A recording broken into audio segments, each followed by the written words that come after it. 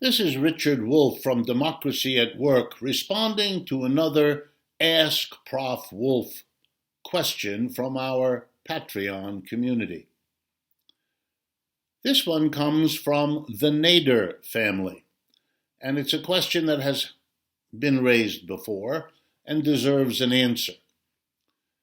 The question concerns patents and copyrights, that legal arrangement in modern capitalist societies which allows someone who invents a new product or a new technology or writes a new piece of music or a new kind of published book, etc., to get a privacy control over it. In other words, to say to the rest of the world, I invented this, I did this, it's mine, and if you want to make use of it, you have to pay me. And I can charge whatever I want, and if you don't pay, you can't use what I've developed. Okay, interesting. What does it mean? Well, one of the things it does is create a direct link between innovation on the one hand and making money on the other. The idea behind it, those who defend it, is that you wouldn't get as much innovation and invention if you didn't give people a big monetary incentive to do it. Those who have been critical have quickly pointed out that by allowing the inventor of something or the originator of something to withhold it from wide public use, you are depriving large numbers of people of the benefits of whatever it is the inventor has produced, even if it's limited by time, 10 years or 20 years, and then the copyright lapses or the patent disappears, and that's typically how it's arranged. Even if it's a matter of time, for those years, you effectively have denied the people of the world the free use of what you have invested in, your time and your innovation, what it produced. And this, especially if you charge a lot, could mean the rest of the society is deprived. And these critics then point out that whatever it is you invented depended on the education you got, the influences on you from the time you were born to the time that you made the innovation, and that thousands of people contributed, directly and indirectly, more and less, to whatever capabilities you brought, and that they all, in some sense, deserve access to the benefits of what they all indirectly produced. Why should you, the last in a step of processes that resulted in the innovation or the new article or the new song, why should it all accrue to you, the one with the last step? It's as if we were all handing each other a sandbag to prevent a flood, and the last one who put it down gets to have his or her house saved from the flood. Everybody else treads water. Okay, how would a socialist society, a worker co-op based economy, how would it handle it differently?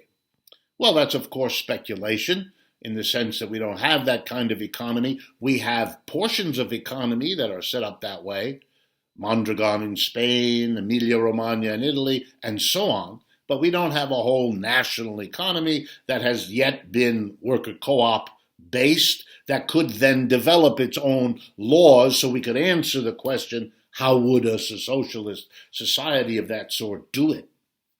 But let me speculate as a way of concluding. Clearly what we want is to get the benefit for everybody of all the innovations, and pretty much as quickly as they're developed.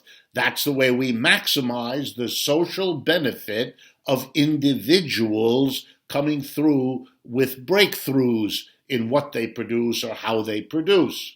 And indeed, since those individuals have been educated, raised, and developed by the larger community, then in a way it's payback. And a socialist society would be committed to that. But let's give some credit to the notion that there is some monetary incentive that may help us all get the benefits of innovation by giving some sort of monetary reward to the inventor, the last one in the step that led to the invention. But there's no need for it to be done in the way we do it now. Why all the discretion to the individual who becomes individually wealthy from an invention? That's not socially useful. And how does he do it or she do it? By withholding it from the rest of the society, forcing more and more money the more urgent the society needs that innovation.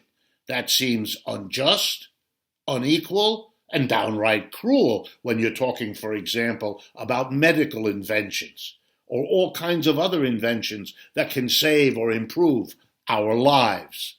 A socialist society would presumably not want to go down that road. Well, then what could we do? We could offer a modest reward. Yes, a government agency could keep track of all the inventions, the way patent and copyright offices in the Library of Congress and elsewhere in Washington do now. You can register your innovation. It's recorded that you did it in this way on that time and with the specifications. And we can require that people who make use of it get permission. All of that we can continue, and that would be good because it would give us a record of who's actually doing what, and that's useful for many purposes. But how much money you give a person, that's a completely different matter. That doesn't have to be linked to this at all. Let me give you proof. Number one, many people will do things because of their social value, because they appreciate the praise they get, the love they get, the appreciation they get. And they don't need a whole lot of money. In American academia, for example, professors routinely write papers and publish them in journals. They don't get any money for that, or certainly not an appreciable amount. But they do it anyway because it's part of being a professional, contributing to the literature of your profession, helping to develop understandings, becoming a better teacher, and so on. There are plenty of benefits from doing things creatively that academics find adequate. They don't get money for the specific inventions they are engaged in most of the time. And if we still want to give people some money, give them something honorific. In fact, let's use the word honorarium. It's still used. A kind of recognition, modest, that there is some kind of reward we want to give. If that's really important, let's give a modest one. But let's give it to a person who has made an important breakthrough without constricting the use that society can make of that breakthrough. There's no need to deprive society of the benefit, even if you want to give the individual inventor a reward, a financial reward. The way the system works now, of course, also has a terrible cost that I need to mention. You are skewing invention by profit. You are leading inventive minds to go to where they think the profit is. And that is not the same as going where the need is. An esoteric medicine for a disease that afflicts 20 people each year may be profitable if you can charge a lot. But solving the problem of the common cold may be much more of a social kind of invention. It would be important to have democratic decision-making over where the funds and support for innovative research go in terms of the broad notion of social benefit, rather than the narrow notion of private profit being such a powerful influence as it is today on what kind of research is done, where it is done, and what use is made of it. This is Richard Wolff for Democracy at Work.